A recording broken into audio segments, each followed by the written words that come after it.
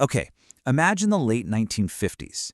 Families are gathering around their glowing, black and white television sets, looking up at the night sky with this profound, almost innocent sense of wonder.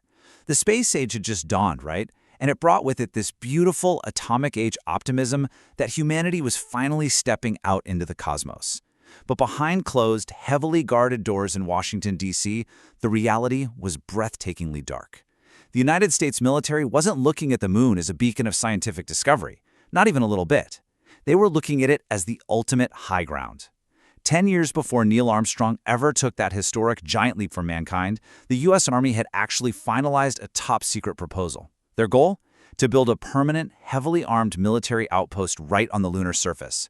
We're talking a base powered by nuclear reactors, specifically designed to wage war in a vacuum. It wasn't science fiction. It was Project Horizon. And the declassified documents from this operation reveal just how terrifyingly close we came to a completely different, heavily weaponized timeline. Okay, let's dive into this. The military absolutely did not view the moon as a laboratory. They saw it as a fortress. In their eyes, the Cold War wasn't going to be won on the plains of Europe or in the skies over the Pacific. No, it was going to be won in the cratered, desolate landscape of the moon. This single frantic mandate perfectly captures the sheer panic and the unyielding sense of urgency that completely gripped the highest levels of the Pentagon at the time. They desperately needed a foothold in space, and they were willing to pour endless resources into making sure that the American flag planted up there was surrounded by heavy artillery. Act 1. The Cold War Paranoia. To truly wrap your head around this, you have to remember the claustrophobic, suffocating terror of the late 1950s. Every single day was lived under the very real shadow of potential nuclear annihilation. The prevailing military doctrine was simple yet incredibly chilling. Whoever controlled the moon would theoretically control the Earth. It was the ultimate vantage point, an unassailable fortress suspended right above enemy territory. And then, 1957 happens. The Soviet Union launches Sputnik, the very first artificial satellite. Americans look up and realize for the first time ever, the enemy is technically flying right over their heads. Panic instantly sets in. Fast forward to June 8, 1959. The Chief of Research and Development for the U.S. Army officially orders a secret study. Their prompt to a team of elite scientists is terrifyingly simple: design a manned lunar outpost. Now look at that next date, June 9, 1959. Just one single day later, the preliminary report was already sitting on the desk of the Secretary of the Army. That is how desperate they were. From there, they wanted construction to begin in 1965 with a fully operational, heavily armed moon base by 1967. The driving force behind this impossible, breakneck schedule was absolute terror. The military was completely paralyzed by the thought of missiles literally raining down from the heavens. If the Soviets established a base on the moon first, they could launch a strike that would hit any city on Earth with absolutely zero warning. You wouldn't see it coming on radar across the ocean. It would just drop straight from the sky. To the Pentagon planners, the moon was no longer a celestial body. It was a gigantic orbiting launch pad just waiting to be claimed. Act 2. A multi-billion-dollar blueprint.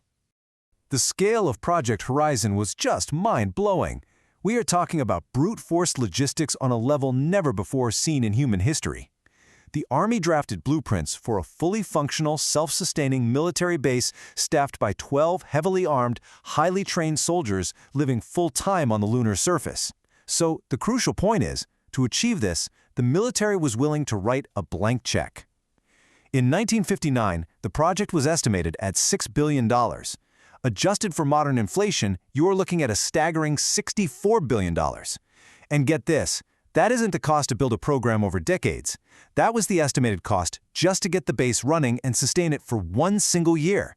It was a blank check written by pure Cold War paranoia, meant to secure Earth's orbit at literally any financial cost. The supply chain they mapped out to spend those billions was incredibly aggressive. Step 1 alone required 147 massive Saturn rocket launches over a span of just 2 years. Think about that sheer volume of space traffic. They planned to blast thousands of tons of cargo, raw building materials, and highly volatile fuel directly into Earth's orbit. Step 2 was mid-space cargo assembly. They literally planned to snap these payloads together in the freezing vacuum of space, assembling the spacecraft and base components like giant Lego sets. Only then, in Step 3, would this massive, heavy convoy transit to the lunar surface. For ground transport, they designed what they called the Moon Jeep. But whatever you do, don't picture the lightweight, open-air buggy from the Apollo missions. No way. Now, what's really interesting about this design is that the blueprints reveal a fully enclosed, heavy-duty lunar rover resembling a futuristic military tank. And because they couldn't rely on the fragile batteries of that era, it was to be powered by a small internal combustion engine heavily modified to run completely isolated from the environment, since, there's no ambient oxygen on the moon. It was pure, raw mechanical ingenuity meant for a literal war zone. Act 3. Engineering, the lunar fortress. Getting to the moon was only half the battle. The harsh reality of lunar survival was incredibly grim. The extreme engineering required to simply keep 12 soldiers alive was totally unprecedented in a death trap of freezing nights, boiling days, and deadly solar radiation. If you grew up reading 1950s sci-fi comics, you might picture shiny, beautiful glass domes on the lunar surface, but the reality of Project Horizon was entirely different. The entire base had to be buried completely underground to protect the soldiers from extreme radiation and the constant, terrifying bombardment of micrometeorites. The men would live inside claustrophobic cylindrical metal tanks connected by dark tunnels, and because solar panels were incredibly primitive at the time, there was only one way to power the kitchen, life support, and weapons. They were going to bury 2 actual active nuclear reactors directly under the moon's crust. Living in those buried tanks would require a completely new breed of soldier. The 12 men selected for the base were scheduled to undergo what was essentially space commando training. They had to learn how to walk, construct deep underground tunnels, and, most incredibly, engage in hand-to-hand combat.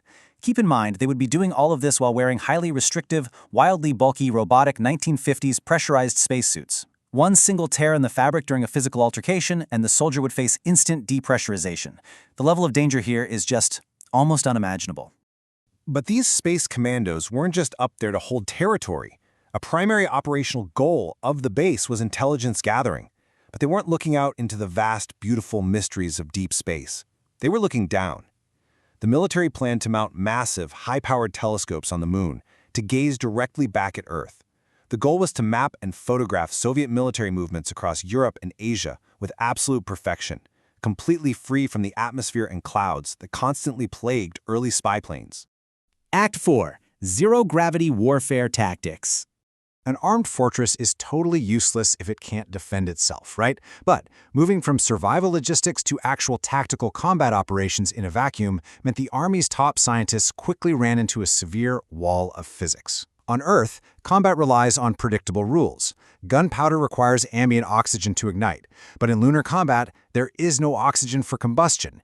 Even if you completely seal the oxygen into the cartridge, you face an even bigger problem: gravity, or rather, the lack of it. And this brilliantly illustrates how the intense recoil of a standard high-powered rifle fired in a low-gravity vacuum would literally send a soldier flying backward out of control. Traditional firearms were entirely useless. The Army had to invent completely new, bizarre ways to kill. And invent they did. The arsenal they conceptualized is honestly terrifying to read off. They designed modified claymore mines, packed with heavy shielding to directional blast shrapnel across the silent lunar dust. They brainstormed spring-loaded projectile launchers that didn't rely on chemical explosions at all. They designed space handguns that fired projectiles using bursts of localized gas pressure. But the most disturbing tactical concept in the entire document, they seriously considered detonating a nuclear weapon directly on or near the moon's surface. Not for tactical defense, but simply to test the visual impact and the resulting radio disruptions back on Earth, just to prove to the Soviets that they could. Act 5. The Civilian Override. The momentum behind Project Horizon was massive. The blueprints were drawn, the weapons were conceptualized, the billions of dollars were calculated, and we were hurtling toward an apocalyptic reality where the moon would literally become a radioactive bunker. But then, the project experienced a sudden, unceremonious cancellation. Which brings us to a stark, glaring question. If they were this far along, this motivated, and this terrified of the Soviets, why don't we have a military base on the moon today? Well, it essentially comes down to 2 very powerful words that killed the project in its tracks: money and control. See, the military's vision was a chaotic mess of turf wars. The Army, the Navy, and the Air Force were all frantically fighting each other, trying to conquer space separately under highly classified, weaponized programs. But President Dwight D. Eisenhower was totally fed up with the infighting. He looked at the astronomical budgets and the horrifying prospect of a nuclear-armed space race, and he stepped in. In late 1958, Eisenhower boldly overrode the military brass. He created NASA. He mandated that America's journey to the moon would be under strict civilian control. It would be peaceful, it would be public, it would be about science, not slaughter. Because of that single administrative stroke, Project Horizon was quietly shelved, stamped secret, and locked away in a vault forever. 10 years later, in 1969, Apollo 11 landed in the dust. The world celebrated a beautiful triumph of human peace and science. But the reality of 1959 was so much darker. And it leaves us with a haunting question, especially today as a brand new space race heats up with new global superpowers. Was canceling Project Horizon a massive missed opportunity for defense, or did Eisenhower's intervention single-handedly save humanity from turning the cosmos into a permanent battlefield? Next time you look up at the moon at night, ask yourself, how many new secret blueprints are currently sitting on desks in Washington today?